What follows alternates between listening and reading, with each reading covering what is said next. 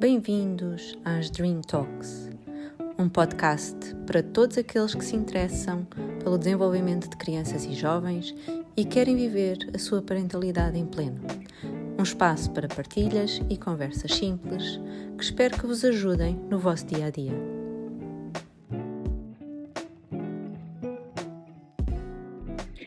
Olá, sejam muito bem-vindos a mais um episódio das nossas Dream Talks. Hoje estou aqui na excelente companhia do Paulo Moreira. O Paulo Moreira é especialista em inteligência emocional, possui especializações nas 3 maiores correntes mundiais de inteligência emocional, autor do best-seller Inteligência Emocional, uma abordagem prática, aqui está ele, fantástico, exatamente, e também do livro Gerir Emoções, um guia prático. Esse ainda não tenho, mas ainda, portanto esse é o próximo, esse ainda não está. Doutorando em Psicologia das Emoções e Bem-Estar, da Universidade Católica, e mestre em Psicologia Cognitiva e Social pela Faculdade de Psicologia da Universidade de Lisboa. Fundador da marca Treino Inteligência Emocional e CEO da empresa EQ Training Limitada. E muito mais, coordenador científico da CRIAP, docente da pós-graduação, apresentador também de um podcast, portanto também convidado e também tem um, e co-criador também de uma banda desenhada, que nós vamos vendo também nas redes sociais e que eu também vou aqui espreitando. Paulo, muito obrigada por teres aceito o convite e por estares aqui connosco. É mesmo Obrigado, Inês. um convite. Obrigado pelo convite e pela paciência que já tínhamos ter gravado antes, estávamos a falar sobre isso. Muito obrigado, é um gosto estar aqui contigo. Obrigada. Isto realmente era o que estávamos ainda a comentar agora, não é? Estes imprevistos e como é que nós lidamos com esses imprevistos. E isso também faz parte da inteligência emocional, não é? De gerir essa imprevisibilidade e a nossa flexibilidade perante tudo isso, como é que encaramos isso, não é?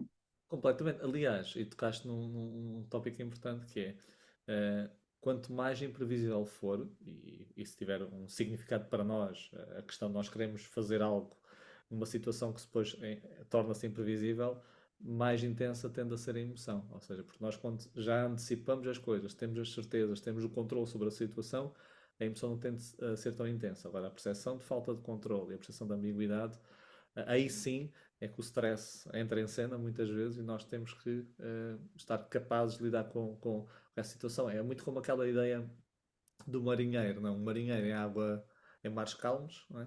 Ou seja, não conseguimos ver até que ponto ele é bom marinheiro, ele tem que andar naquele mar mais picado e é que ele treina as suas competências. Porque no mar calmo todos nós somos bons marinheiros, não é? Exato. Como disseste, no imprevisto é que nós vemos realmente como é que está a nossa inteligência emocional. Não é? Então, e diz-me uma coisa, deste trabalho todo que tu tens feito até agora, não é? Tu sentes que de facto hoje em dia se dá mais importância, ou pelo menos se tenta também desenvolver mais essa inteligência emocional? Isto não é um tema de agora, felizmente, já começa a haver muita gente aqui a tentar pegar nisso, e eu vejo também pelos pais e pelas crianças que também atu já essa predisposição. Lá está, até que ponto é que realmente é importante esse desenvolvimento da inteligência emocional? Olha, hum, há dois tópicos nessa pergunta, tem dois aspectos. O aspecto da consciência, da importância, do reconhecimento da importância, e esse aspecto do desenvolvimento. Eu noto cada vez mais, dá-se mais importância. Ponto um, o conceito ficou mais conhecido, não é? Como tu disseste, já existe há algum tempo, desde a década de 90. Mas cá em Exato. Portugal, sei lá, uma década, 15 anos, começou-se a ver assim, mesmo assim, muito devagarinho. Na E altura, mesmo assim, muito devagarinho, sim. na altura, um dos motivos de eu ter começado é que eu deparei-me com o livro que impulsionou o conceito, Daniel Goleman, em 95. A minha área nem era psicologia, era gestão, depois é que formei-me em psicologia, ou seja, essa foi a minha vida adulta, é que entrei neste campo. E eu procurei coisas em Portugal e não havia nada, era raro, era um workshop ou outro no meio académico. Sim.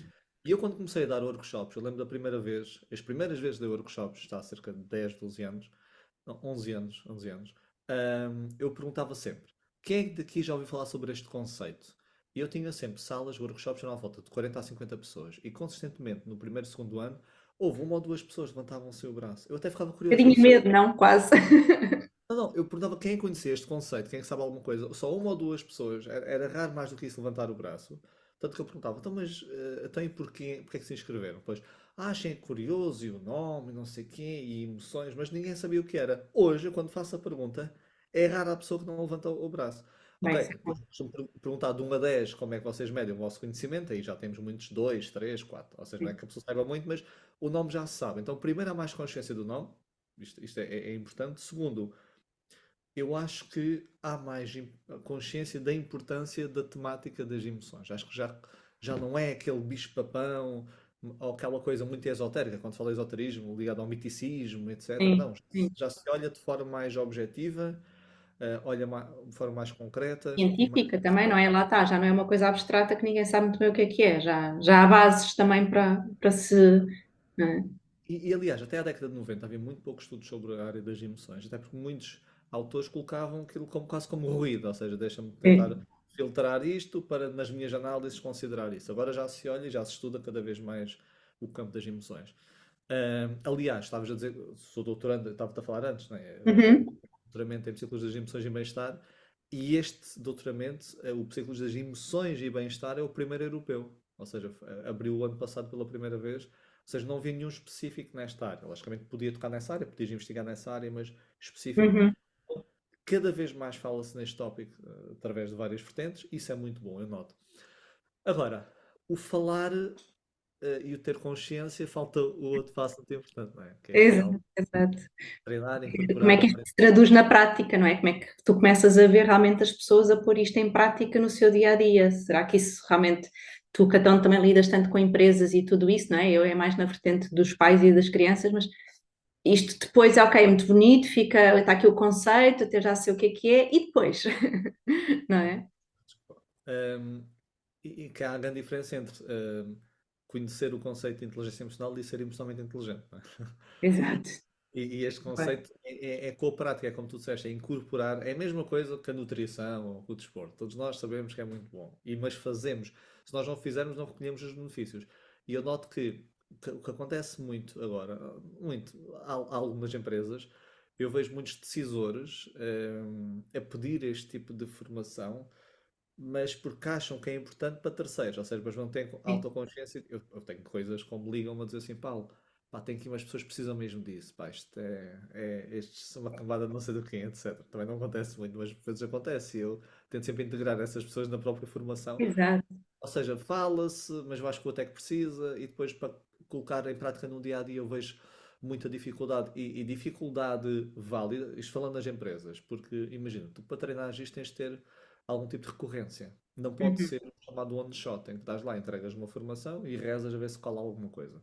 Sim. Isso consegues alguns princípios, mas as pessoas para incorporar precisam de treino, precisam de tentar colocar em prática, ter dúvidas e depois ter algum tipo de apoio Haver para o feedback, é, exatamente. feedback, é com tudo.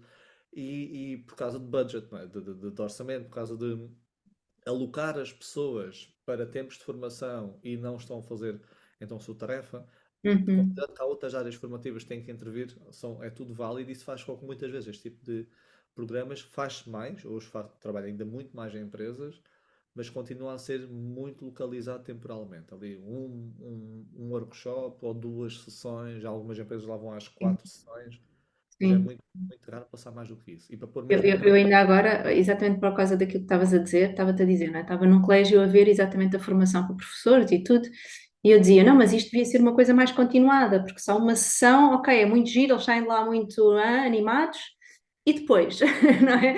Quer dizer, esta coisa de, é um treino como outro qualquer, não é? É um músculo que nós treinamos como outro qualquer, e isso, eu não sei se isso ainda há essa consciência, não é?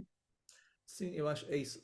Não sei se há uma consciência tão profunda que realmente é preciso treino, e ao mesmo tempo há essa limitação de alocar. Eu, por exemplo, eu tenho um programa também em que as pessoas fazem desafios diários, eu dou mentorias ao longo de 4 semanas as pessoas treinam. E é diferente, são as próprias pessoas que querem se inscrever. Mesmo Claro. assim, há uma taxa chamada taxa de mortalidade, não é? Que as pessoas, mas, ou dropout, ou seja, das pessoas que conseguirem fazer os desafios vai caindo, Sim, porque as pessoas têm o seu dia a dia, incorporar isso no dia a dia também é desafiante. Então, mesmo para quem queira se inscrever, esteja mesmo atento e esteja interessado, incorporar no seu dia a dia também é um desafio. Então, também tem que saber muito bem como é que se faz. sim, Quando falamos em empresas ou escolas, etc., tem que alocar os recursos lá, ainda tem mais essas variáveis em cima. Mas se realmente soubesse a importância deste tema, o impacto e o benefício, eu acho que haveria um maior esforço no sentido de tentar sim. integrar com mais tempo. Acho que ainda não há, como tu dizes bem, não há ainda. Há consciência, mas não há uma profunda consciência da importância destas temáticas. Eu acho que é um bocadinho o a deixar de ser moda, que é o que neste momento acontece muito, não é? Mesmo com os departamentos de well-being e estas coisas todas, pronto, que se fala muito, para passar a ser realmente algo. É quase também, é como o nosso treino, não é? Ok, deixa de ser tão consciente e passa a ser uma coisa mais automática, mais incorporada no dia a dia, não é? E tocaste um aspecto importante, uma das, infelizmente há coisas que já estão a alterar, mas começou muito com esses departamentos de well-being, olhava-se muitas vezes para o sintoma, para a parte externa, ou seja, estão desmotivados, vamos motivar, ou estão infelizes, vamos colocar felizes, ou vamos aumentar a felicidade. E é muito esta parte externalizada da coisa, e não olhar muitas vezes para as causas da coisa. Eu tive empresas em que ouvia colaboradores a dizer assim: eu tenho um ambiente de trabalho tóxico, ou não me reconhecem o meu trabalho, ou dão-me trabalho abaixo do meu nível de competência, ou as minhas tarefas são entediantes, ou etc. Mas depois tem uma mesa de matrecos, e Sim, sim. depois temos aulas de yoga uma vez por semana. E há estudos, ok, há literatura, em que mostra que este tipo de intervenções, que são chamadas intervenções secundárias, ou intervenções chamadas a nível individual, que é isto, aula de yoga, ou não sei quem que é Uhum. importante. Mas quando fazem estudos e depois fazem várias medições de níveis de stress, bem-estar, etc., os efeitos são muito incertos. Há estudos que mostram algum tipo de incremento, mas mínimo, outros mostram incremento, mas ao fim de uns meses esse incremento desce, outros nem mostram incremento. Então, aliás, as melhores alterações são feitas a nível estrutural, desses processos todos, e a nível interno de cada um, o impacto de todos. Ou seja, é tal coisa, se eu tenho lá a mesa de matrecos, aula de yoga, mas depois aquilo que eu faço e as relações que eu tenho não são positivas. Então, o real entendimento destas matérias significa mesmo entender isto tudo que nós estamos aqui a falar. Não é só falar destes conceitos de forma superficial, utilizar alguns jargões e pensar em coisas muito superficiais. Então falta mesmo ainda, como disseste, é moda, é bonito, vamos falar, mas vamos mesmo perceber isto. Exato. Exato. Olha, agora, foi ainda a semana passada, estava a ver uma conferência, foi na Futures Education, penso que foi isso, que era com o António Damasio, estava-me pronto, é sempre tão bom ouvir, não é? E ele trazia uma coisa que eu gostava que tu aqui também explicasse um bocadinho, porque eu acho que ainda há muito esta dificuldade de entendimento, que é aqui esta diferença entre o que é emoção e sentimento, e como é que nós podemos, de facto, também ajudar-nos a nós a perceber um bocadinho isso, não é? E passar lá está para os outros, como é que depois nós também lidamos com isso e como é que passamos depois também para os outros, não é? E eu achei, eu gosto sempre das intervenções dele e realmente como é que nós depois traduzimos isto na educação, sendo que eu acho que a educação não é só educação escola, é educação nós é para todos, não é? Nós, enquanto seres humanos, que estamos também com outras pessoas, pronto, é um bocadinho por aí. Sim, acho que a educação é um guarda-chuva mais amplo do que realmente memorizar algum tipo de matéria ou olhar para algo Exatamente. específico. Sim, é enquanto nós. É assim, o António Damasio tem uma visão sobre as emoções, partilhada por outros autores, mas só para dar uma nota que não há, até hoje, um consenso sobre a definição do que é emoção ou sentimento. Eu posso dar nomes de autores que dizem que é um processo emoção totalmente automático, Damasio é um deles. Uhum, As emoções é um processo inconsciente, ou seja, não consciente, automático, curta duração e com alguma intensidade, não é? uhum. E há autores que dizem que não, as emoções são totalmente construídas por nós. As emoções, ok? Então temos este aspecto. O Damasio está no aspecto das emoções automáticas. Então, segundo o Damasio, e depois podes validar se foi ainda a definição que ele utiliza, Foi, ainda foi, ainda foi. porque assim se evolui, há autores que vão mudando. Claro, Mas a exatamente. última vez que eu vi o Damasio, eu tinha esta ideia, a investigação dele, que as emoções têm este processo automático, mais uma vez, não consciente, curta duração, intensidade, e o sentimento é o reconhecimento sobre o meu estado emocional, sobre a forma como é que eu me estou a sentir, não é? O reconhecimento da mesma. Ele utilizava antes uma expressão, uma metáfora que era as emoções são o hardware, Uhum, os sentimentos são o software. exato. Quase que aquilo que já trazemos primitivamente no nosso cérebro, não é? E depois é como as entendemos, como é que as percepcionamos. E para nós começarmos a tentar gerir as emoções, temos que ganhar reconhecimento sobre as mesmas. Então, ou seja, que depois transforma-se num tal sentimento. Então, estou a sentir raiva, entro em casa e discuto com a pessoa que está ao meu lado, porque foi um dia difícil, tanto que a pessoa pode dizer assim, papai, estou irritado, o que é que se passa? Não se passa Uhum. nada, eu estou bem. Exato. A pessoa está a sentir raiva Tão típico, tão típico. enquanto emoção.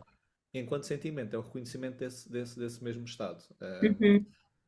E pronto, ele mantém essa definição, não é? À volta Sim, disso. mas já assim, e para ti, o que é que tu sentes que faz sentido ou não fazer esta distinção? O que é importante aqui no, porque assim, eu pelo menos eu vejo muito que, lá está, como tu estavas a dizer, esta consciência que nós temos, não é? É muito importante para podermos agir de maneira diferente, a tal inteligência emocional, no fundo, não é? Pronto. Portanto, será que é assim tão importante essa definição e essa separação, ou o que é que realmente aqui nos importa enquanto vá? Pessoas normais que não estudam, não é?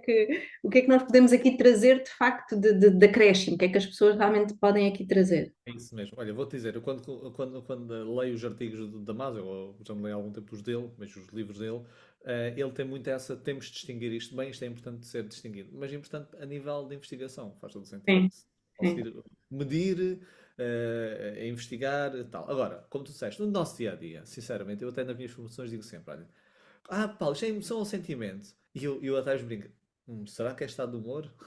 Então, ou seja, o que é que é isso? Então, Exato. afetos aos estados emocionais. É tipo o umbrella. Então, quando falo às Uhum. vezes, ok, então estados emocionais, não interessa se é ou não o consciente, automático, consciente, é como tu dizes, na prática. Mas na prática, eu devo, a primeiro passo é como disseste, reconhecer que tenho uma Exato. emoção. Uhum. Não consigo entender e não consigo gerir uma coisa que eu não reconheço que estou a sentir.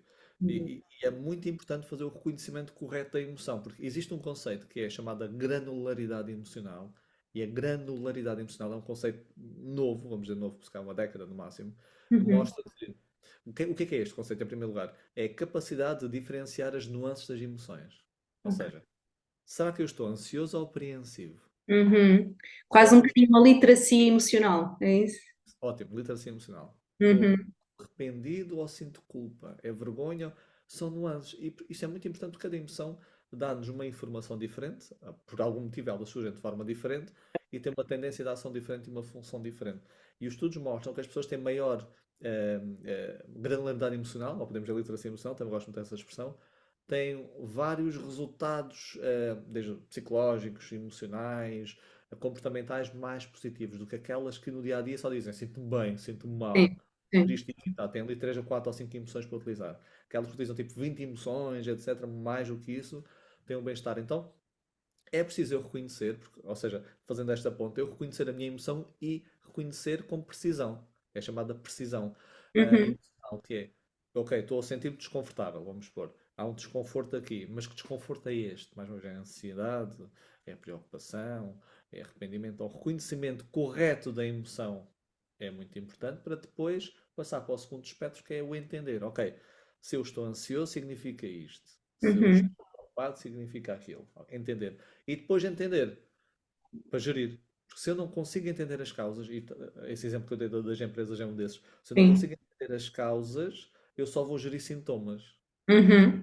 Eu só estou a gerir, por exemplo, estou super irritado, então respira fundo, etc. Exato. Ótimo. Isso é mesmo ótimo. Ótimo para aliviar o sintoma. Para o Agora, momento, não é? Mas depois também vai ser recorrente se eu não conseguir perceber o que é que está na isso, base. isso é como aquelas atividades, há escolas que fazem, atenção, e bem, que é, e depois a pessoa está muito irritada, vai para um canto, ou está ali um saco de boxe, dá uns socos, ou não sei quem. Tudo ótimo, é muito importante. E agora, de onde é que isso vem? Exatamente. Então, Exatamente. mas para saber, para gerir, temos que entender, e para entender temos que reconhecer. Então, o reconhecimento das emoções é a base. Não é? Sim, sim. E agora também estava aqui a pensar, estavas a falar aqui nesta parte também mais das crianças, né, que me toca mais, e, e pergunto-te, porque o teu filhote tem 2 anos? Sim. Dois. Bem, o que é que mudou na tua gestão emocional desde que foste pai? Olha, em termos da relação com ele, ai, espera que eu estou aqui a congelar. Desculpem quem está a ver, não é? Faço aqui. Estava a dizer aqui à Inês que, olha, vou pôr aqui a minha câmera, É, tranquilo. mas fica sempre lá aqui, é do portátil. Em termos da relação com ele, ahm, eu no dia a dia, assim, tenho as minhas emoções todas, não é? Também tenho as minhas tristezas, irritações, Exatamente. raivas e preocupações, ainda bem. Mas na relação com ele, eu noto que o meu nível de paciência e tolerância é ainda mais elevado que o normal. Geralmente eu tenho alguma paciência e tolerância para as coisas, é muito elevado. Então, isso, em termos da relação com ele, é muito positiva nesse sentido. Adoro ser pai. Para mim foi. Eu queria muito ser pai, ok, pai novo, pai tarde ou não tarde, isso é subjetivo, Sim. mas vamos dizer que de forma geral pode ter sido um pouco tarde, né? Fui aos 38 anos pai. Uhum. Uh, mas adoro ser pai. O grande desafio para mim na parentalidade são dois desafios. Para mim, no meu dia a dia, e estamos a falar disso, é mais conseguir conciliar tudo, ou seja, gerir todo o tempo, todos os processos, enquanto tento ser um pai presente, ok? Porque estou sempre a mil a hora e quero ser um pai presente, é esse desafio. E às vezes gerir expectativas, nesse sentido, para mim próprio, ok? Tentar não ter sentimentos de culpa, mas ao mesmo tempo não me justificarem demasiado para fazer com que não tenha tempo para ele. Este equilíbrio psicológico é mais desafiante para mim. Uhum. E é a preocupação saudável, mas a preocupação de querer, como todos os pais querem, que o nosso filhote seja um ser humano com bons valores, que tenha capacidade de rolar bem as suas emoções, pronto, então que tenha aquele nível entre frustrar-se, mas não frustrar demasiado, para não ser aquele pai Uhum. adulto e está sempre a dar espaço, mas então acho que é mais a parte emocional de ver o seu desenvolvimento e querer o melhor para ele e saber que está muito. Há coisas que o influenciam, mas está muito fora do nosso controle, sabes isso melhor do que eu. Sim, Ok? sim. Dele, da relação com ele e dele para o futuro e da minha relação. E para mim, é essa gestão de tempo e expectativas. Isso são os grandes desafios que sinto. É engraçado, de facto, como é que a nossa percepção também muda, não é? A partir desse momento, porque a verdade é que emocionalmente é das relações mais fortes e mais difíceis de lidar, é a da parentalidade, porque realmente tem um envolvimento completamente diferente, não é? Não, não dá para distanciar. Não.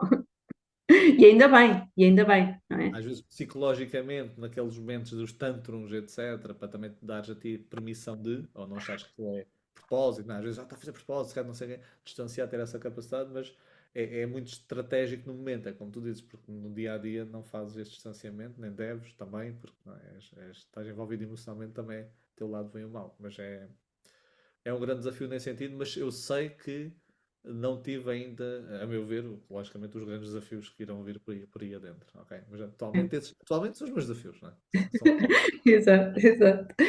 E diz-me uma coisa, por exemplo, lá está, enquanto pai, ainda por cima com esta consciência da importância de tudo isto, o que é que tu achas que é importante nós irmos passando para os nossos filhos e de que maneira? O que é que podemos aqui, lá está, ajudá-los neste desenvolvimento desta gestão emocional?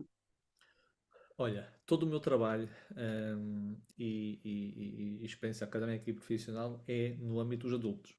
E eu não me interessava, vou ser sincero, não me interessava na parte mais cedo do que isso. Eu sei que é super importante, mas não me interessava no sentido de eu queria focar num trabalho e Claro, especializar na área dos adultos. Não conseguimos ir a todas. sim, Desde que fui pai, isto mudou, logicamente.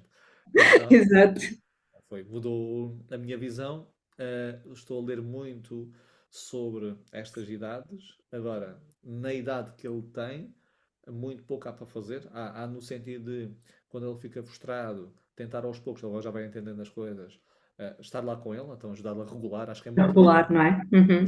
os Uhum. reguladores, ok? Porque acho que e é difícil, nós estamos a falar que é difícil, mas de forma, digamos, teórica e tentarmos fazer é, se a criança está a passar por um mau momento, e nós estamos incomodados ou chateados, nós naquele momento, já quando a criança está irritada ou a chorar, não vale a pena estar ali a dar grandes sermões.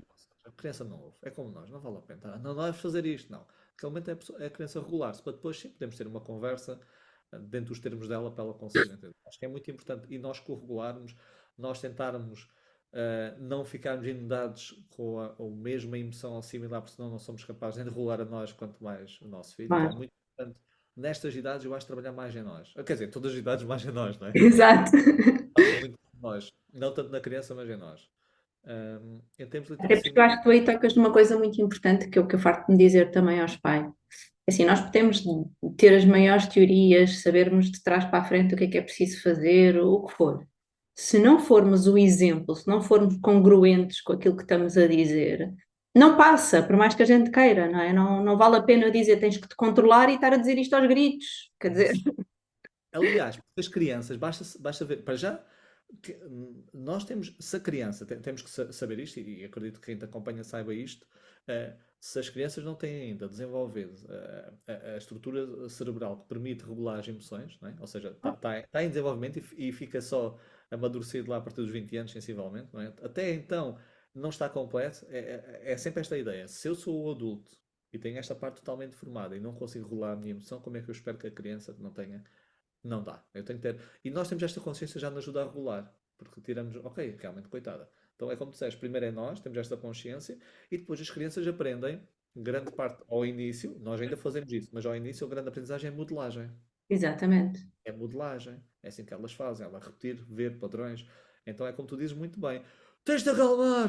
Não é? Ou então, mesmo que eu diga à frente dela, tens de acalmar, e depois no fim estou a gritar no trânsito, a gritar ao telefone com Sim. ela, não sei o quê, não posso esperar milagres. A Não. tal congruência, não é? Eu digo, é assim, ninguém tem que ser perfeito, é só congruente. E mesmo que nós falhemos, por vezes não é uma Claro, perfeição, é como tu dizes, a capacidade de reconhecer o erro e reparar o dano é essencial, porque a criança também vai ver, tu sabes isso muito bem, que é, ok, o meu pai ou a minha mãe derrapou, gritou, ele disse que não é para fazer isso, mas fez, e agora o que é que ele vai fazer ou ela vai fazer? E depois ver esse é muito importante. E às vezes achamos que não, às vezes fazemos o quê? Tentamos esconder, tentamos sim, fazer, espero que ele não tenha visto ou ela visto, ou continuamos a ruminar sobre aquilo. Ou sim, dizemos coisas. Olha, vou dar um exemplo, entretanto. Eu li um livro que gostei muito que era, não sei se já leste, Os Pais Dinamarqueses, ou A Moda sim, Dinamarquesa. já Sim. li, já. Sim, Houve uma coisa que me marcou muito que era, aquilo é uma psicóloga americana que está casada com um dinamarquês e depois existe uma também que é dinamarquesa e, não, pronto, uma é dinamarquesa, acho que são duas psicólogas que escreveram, uma psicóloga e outra que não é, mas e uma que era americana e casada agora com um dinamarquês e acho que ela tem um filho ou mais e ele também tem, então trouxeram para a relação. Ela deu o exemplo de os dinamarqueses apostam muito nestas temáticas, como tu sabes, seja a uhum, nível escolar, mas ela diz que a diferença é que eles aplicam realmente no dia a dia. O exemplo que ela deu sobre empatia. Nos Estados Unidos, como ela diz, é normal falar-se muito sobre tens que ser empático, temos que entender, tens de dar o boneco a não sei quem, ok? E depois fazem o quê? Têm comportamentos não empáticos. Exemplo, imagina que alguém empurra o teu filho na escola e tu vais e lá. pô, se chora e começas logo, que não sei quem, deixa estar, ou miúdo idiota, etc. E ela deu um exemplo de uma vez que a criança veio a chorar, o filho desse pai dinamarquês, a dizer que um amigo ou amiga tinha empurrado, uma coisa assim, tinha magoado. E o pai começou assim a perguntar, era o pai dinamarquês: Olha, esse teu amigo normalmente faz isso? E depois, não, não costuma fazer isso. Olha, que interessante. O que é que será que pode ter acontecido a ele para ter-te empurrado hoje? Será que teve um dia difícil em casa? Será que estava a se sentir triste? Estás a ver? É brutal, porque realmente em conversa Sim. desenvolver a empatia, não é? Tens de Como é ser que empático. ensinas empatia, não é? Gostei imenso. Então, acho que Sim. é isso, é como disseste, é a modelagem, é o nosso comportamento. Isso, se nós fizermos isso e concentrarmos nisso, acho que tudo o resto torna-se muito mais fácil. Sim, eu acho que nós, lá está, isto vem tudo também muito da nossa educação, e isto, quebrar estes padrões não é fácil, nós sabemos, não é? E leva aqui esta necessidade e esta vontade de fazer diferente, mas ainda há muito isto que tu estavas ainda agora a dizer. O quê? Mas ele fez-te isso? Então, mas tu vais lá e bates de novo, e vais não sei o quê, e tens que defender. Epá, ainda no outro dia, juro que estava aqui, até. A passar uma senhora que vinha da praia e que estava a passar com a filhota, não é? Aquela coisa de fim de semana que estava bom, e dizia: Mas ele fez-te mal, tu agora vais lá e vais-lhe bater, e se não bateres tu, eu ainda te bato.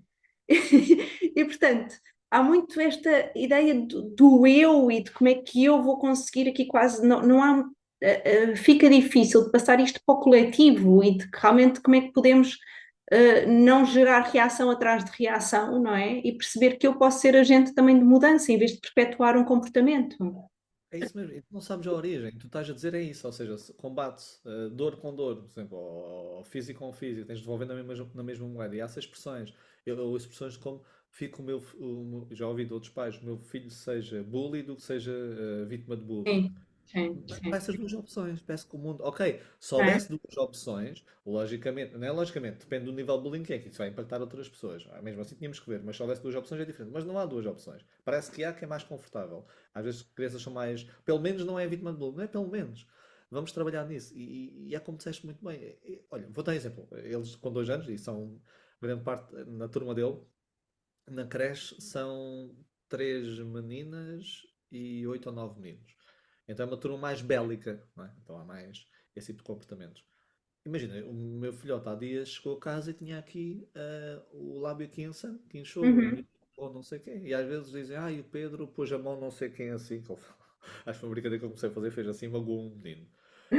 São coisas que acontecem e depois, logicamente, com o evoluir da idade, mais ou menos consciente deste tipo de comportamentos, mas cada um dos pais, cada vez que o miúdo cometesse algum tipo de dano ao seu filho, fosse lá ou fosse fazer esse tipo de coisas, íamos perpetuar, ou íamos iniciar e perpetuar um ciclo de violência que nunca mais deixava de escalar. Então nós temos de ser esses agentes, como disseste, da mudança. É isso mesmo, parte de nós. Ponto. Sim, sem dúvida, sem dúvida.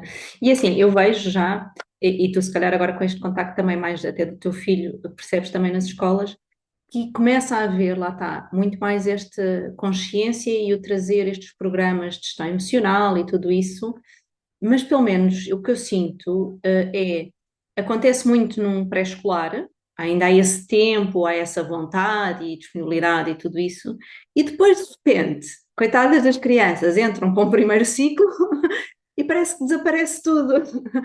Como se isso, ok, já têm maturidade e já chega, é que, quer dizer, não é? Ainda há esse Eu entrave. acho, eu acho que entra, ainda não passei para essa parte, mas pelo que eu vejo, por exemplo, os pais na creche onde ele está, é uma forma de entreter, porque eles não têm digamos, como é que é dizer, uma estrutura, digamos, Sim, sim, um curricular. plano vá curricular, não é? Bem, Essa então coisa. ele tem yoga, nós dizemos yoga, ele faz faz posições, é muito giro. É, acredito. Tem a terapia da fala, ou seja, fala a terapeuta da fala para, ou seja, há casos para intervir e há casos, e há falar geral, psicomotricidade, essas coisas. E eu acho que depois entra no quinto ano, é o by the book, é a estrutura curricular, tens as tuas disciplinas e depois já não encaixa mais nada, ou é difícil encaixar mais. O que podes haver, e como tu sabes, é ter atividades extracurriculares, não é? Sim, Fora sim. daquele horário, Pesar agora ainda mais, coitados.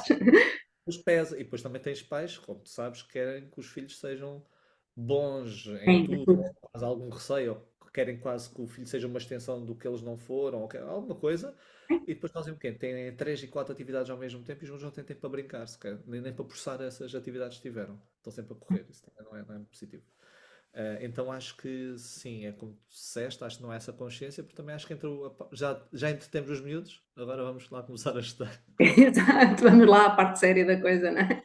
Sim, eu também acho isso. Agora ainda vou ver na pele e também as coisas como vão evoluindo, se calhar daqui a Esperemos 3 que já anos. tenhas outro, quando chegar, quando o Pedro chegar a essa idade, que já seja um bocadinho diferente, não é?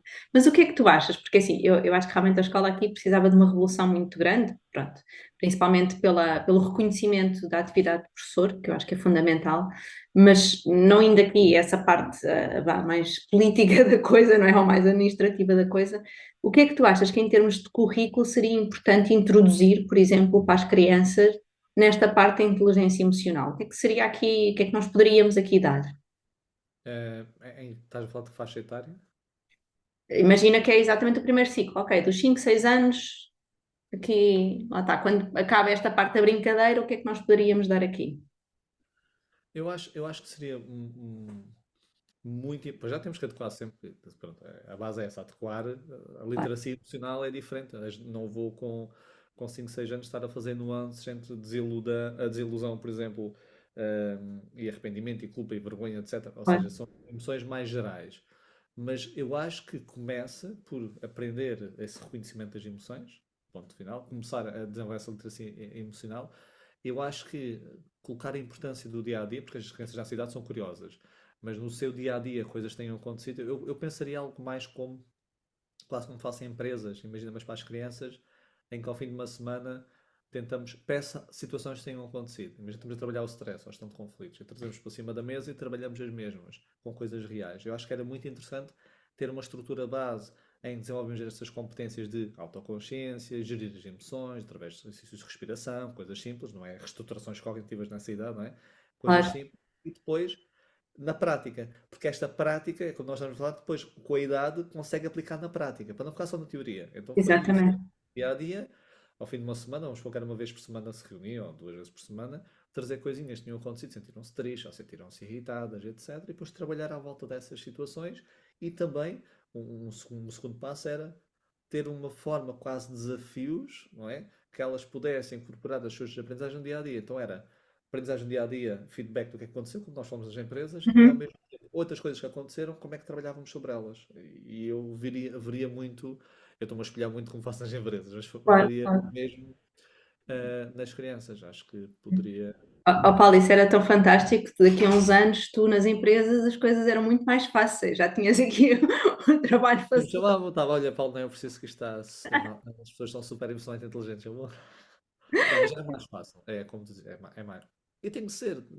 É, é como tu dizes. Imagina, nós temos emoções, nós nascemos, sentimos emoções. Toda a nossa vida temos emoções. Nós fugimos para algum canto do mundo, lá para os Himalaias, para nos refugiarmos, as emoções vêm atrás de nós. Ok? Elas não ficam lá. Embora existam estímulos mais indutores dessas emoções, elas estão dentro de nós.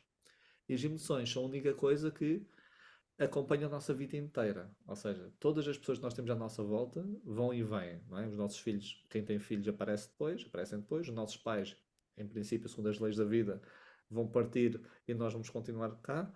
As emoções estão sempre lá. E se as emoções estão sempre lá e alteram a nossa percepção, tomada de decisão, fazem-nos tomar boas decisões, más decisões, fazem a vida parecer maravilhosa ou uma treta, se nós não aprendermos sobre as emoções que são o motor de tudo, o que é que, o que é que há de tão importante para aprendermos, ok? Não precisamos estar a tirar o português e matemática, não é de quase os extremos, parece que às vezes é uma dicotomia. Não, mas vamos incorporar isto. Eu acho que tem que ser, não podemos esperar que os adultos. E nós vemos, por exemplo, tu vês muito a ideia de as crianças hoje estão cada vez piores, ou estão menos, etc., ou mais ou menos tolerantes ao desconforto, e há coisas que eu concordo, e parece que os adultos, a nossa geração, ou quem tem mais alguma idade, não é? Faço 40 este ano, à volta disso, não, parece que falamos, a nossa geração é que era. A nossa geração é uma das gerações em que as pessoas estão pior, desde que há relato, a nível do seu bem-estar Sim, psicológico e sim, emocional, não é? Ou seja, como é que nós estamos então bem? Então, se calhar alguma coisa não está a correr bem. Há muitos fatores que levam a isso. Então vamos ajudar as crianças a trabalhar nelas para aumentar a probabilidade de que cheguem em adultos mais funcionais, adaptados, felizes, psicologicamente mais estáveis. Pronto, é isso. Não podemos estar aqui a falar. e ainda por cima lá está. Hoje em dia já há essas evidências, não é? Quer dizer, já há uma Claro. série de estudos que nos trazem, ok, em termos do bem-estar, não é? E depois também há o inquérito da esperança e tudo isso, tanto tudo isto, quais é que são os fatores que realmente nos vão aqui contribuir para esse bem-estar? Porque isto não é só viver mais, não é? Como é que eu faço essa vida até mais tarde, não é? Como é que eu tenho isso depois na repercussão? Sim, aliás, no DSM, que é o Manual Estatístico de Doenças Uhum. mentais, tu tens. Autores que defendem que cerca de 70%, sensivelmente, depende, mas uma grande percentagem do que lá está deve-se a uma falta de regulação emocional. E há muitos fatores que nós conseguimos, há fatores logicamente genéticos, há Sim. traumas, etc. Mas grande parte deles, excluindo logicamente esses fatores, nós temos um papel determinante na forma como as coisas vão se desenvolver. Agora, ok, temos um papel determinante, mas aprendemos a fazê-lo? Não aprendemos a fazê-lo. Pois. Esperamos que a vida nos ensine, como nós dizemos, é a escola da vida. Nós Exato, esperamos usar com os nossos pais, tenhamos bons pais, ou bons professores, ou bons educadores que tenham boas competências e que modelem essas competências e nos ensinem. Há pessoas que têm a sorte de ter tido pessoas dessas na sua vida e outras pessoas não. Então vamos, digamos, fazer com que todas as pessoas tenham possibilidade de ter essa capacidade. Mas nós somos muito, enquanto sociedade, o ser humano já é assim, enquanto sociedade somos muito reativos, não é? sim. Não somos muito proativos. Como o exemplo dos nórdicos, não é? Que eles só Uhum. planear a 20, 30, 40 anos, nós quase planeamos 4 em 4 anos, que é quando pode vir um novo governo, é para dar ali Sim. E os mesmo recados assim, em cima dos bancos. imediatos. E isto às vezes são resultados, alguns tu consegues ver imediatos, há estudos que mostram, ao fim do ano, etc. Mas a outros só vais ver lá ao fundo, ou vês através de efeitos invisíveis, que é Exatamente, a ausência de alguma patologia, de alguma doença, etc., tu nunca vais saber, ok, se eu não desse isto, a pessoa como é que iria ser. certo. Então, às vezes, como tens a ausência nesse sentido, não é? Porque a pessoa Sim. correu tudo bem, não consegues por vezes medir. Então, podes achar que não é assim tão eficaz. Enfim. E também é este olhar muito mais para, lá está, pelo que é que eu quero ter de bom, não é? O que é de saúde, vá, em vez de só olhar para a patologia. Portanto, Sim. este foco também no que é que eu quero do bem-estar, lá está, em vez da ausência só de doença. Aliás, a definição de bem-estar mudou. Antigamente era a ausência de doença, era considerado Exato, bem-estar. E hoje não é a ausência de doença só. É também o exato. chamado florescer, é o ter um Sim, bem-estar psicológico positivo, é isso tudo. exatamente, exatamente. Ok. Bem, nós tínhamos aqui pano para mangas, mas também combinamos outra altura. Paulo, queria-te fazer uma última pergunta, que é: que conselho é que darias então agora a quem vai ser pai? O que é que tu achas que seria importante em termos de inteligência emocional? Ah, eu acho que é muito importante aprender, ou seja, obter conhecimento. Acho que é a base, porque não é apenas fazer aquilo que acham que intuitivamente se deve fazer, que às vezes há muito aquela ideia de ah, tu no momento certo saberás o que fazer. Isso é bom nos filmes e Certo. por vezes acontece no nosso dia a dia assim, não estou a dizer que a intuição não é boa, etc., os nossos instintos, mas muitas vezes não, nós sabemos isso. É mais teórico e bonito de dizer do que na prática. Então, para mim, seria aprender realmente, aprender este tipo de competências, ter formações nesse âmbito, digamos, preparar a chegada do filho, não é só preparar o quarto e preparar essas coisas, é preparar a chegada emocional do filho, porque vai ser costuma ser, e tu sabes isso, um choque emocional para os pais, é uma grande mudança na vida a vários níveis. Aliás, há dois grandes picos, falando em casais, Uhum. há dois grandes picos de divórcio segundo as estatísticas. O primeiro pico é quando o filho nasce, o primeiro Sim. filho nasce, e o segundo grande pico, por acaso, é quando os filhos saem de casa. Não sei se sabias. É o ninho vazio, é a questão do ninho vazio, exatamente. E agora o que é que eu faço, não é? Como é que eu Quando vou esta ter pessoa uma está do relação? lado. É isso mesmo. Quem é esta pessoa que está ao meu lado? Nós estávamos os dois focados naquele alvo, digamos assim, e agora de repente estou eu e tu. Quem és tu? É assim. Então, o preparar a chegada do filho é também, automaticamente, é preparar-se enquanto casal. Ou seja, tudo toca também para os estados emocionais. É muito importante essa preparação. E para essa preparação temos que aprender. Temos que ler, temos que tirar formações e não pode ser o que eu acho que vai ser. Se fizer isso, acho que tudo o resto vem da acréscimo. E depois, em relação aos filhos, é o que nós já falámos. É tentar ao máximo modelar o bom comportamento, mas e quando não conseguir, não ter aquele sentimento de culpa, não é? Sim, sim, sim. Ter a capacidade de entender que vamos falhar, ter essa autocompaixão que é muito importante, mas ter a capacidade de também colocar o ego de lado e saber reparar os danos que achamos que foram causados. E se tivermos esta forma de estar, as coisas vão correr bem. Ok? Sim, sim, Acho acredito que que sim. E tocaste aí num ponto que eu acho também fundamental, é de facto, nós não nos preparamos só para o bebé que vem, nós nos preparamos para ser pai e para ser mãe. E, e isso ainda há muita ideia de que eu tenho de saber, de que supostamente eu nasci a saber ser pai e mãe, e não é assim que acontece de os todo. filhos criam-se. Eu ouço isso imenso. Nós lemos imenso sobre isso. Eu comecei a ler livros nesta área, também sobre sono, sobre não sei o quê. E para os filhos criam-se. Sim, não estou a dizer que não. Agora, filhos criam-se, eu estou aqui. Vou dar a mesma história. Estamos aqui. Como é que nós estamos de forma geral, em adultos? Estamos funcionais? Estamos... Em regra, muitos não estão. E mesmo às vezes quem fala, eu estou bem, a forma como comunica é como quase que dizes, eu sei que eu estou aqui. Depois está nas redes sociais a insultar as pessoas, etc. Ok, eu não tenho nenhuma patologia, ok, diagnosticada, mas se calhar a forma como eu lido com as coisas, eu evito. Eu conheço pessoas que é assim, estou bem, mas evita todos os conflitos, etc. Não sabe falar com a coisa que aquilo que choca contra ela, responde logo a torto. Ok, criam, sobrevivem, sim, mas acho que é preciso ser mais do que isso. Então, sim, Exatamente. acho que é preciso aprender. E uma das coisas melhor que nós podemos ter é a chamada aprendizagem ao longo da vida. Que é Sim, somos aprender. eternos aprendizes, não é? E que bom que é. E é bom, é isso. Agora, saber que já tudo sabemos, geralmente para mim é um alerta vermelho, um red flag. Alguém diz, já sei isso tudo, não preciso saber. Geralmente é Sim. quando a pessoa mais precisa de saber. Não é? Exato. É engraçado, eu até digo isso lá às alunas na formação, que é quando vocês se sentirem muito confortáveis e acharem que aquilo já é automático, então aí é que vocês têm que ter toda a atenção possível, Concordo, concordo. não é? Sim, esse excesso de confiança às vezes faz não olhar para o que pode estar a acontecer, não é? É como no trabalho, quando estás muito confiante numa coisa, por vezes é quando os erros surgem, não é? Não é? Exatamente, exatamente. Concordo. Paulo, muito obrigada por este bocadinho, foi fantástico. Já sabem, desse lado, qualquer dúvida, qualquer coisa que nós tenhamos aqui trazido e que vocês queiram aprofundar mais, que queiram saber, têm também os contactos do Paulo, os meus, teremos todo o prazer em ajudar. E contamos convosco para um próximo episódio. Paulo, obrigada por este, foi fantástico. Gostei muito, obrigado. Nada. Eu sou a Inês Sotomayor, arquiteta de sonhos, e espero que tenham gostado mais este episódio das nossas Dream Talks.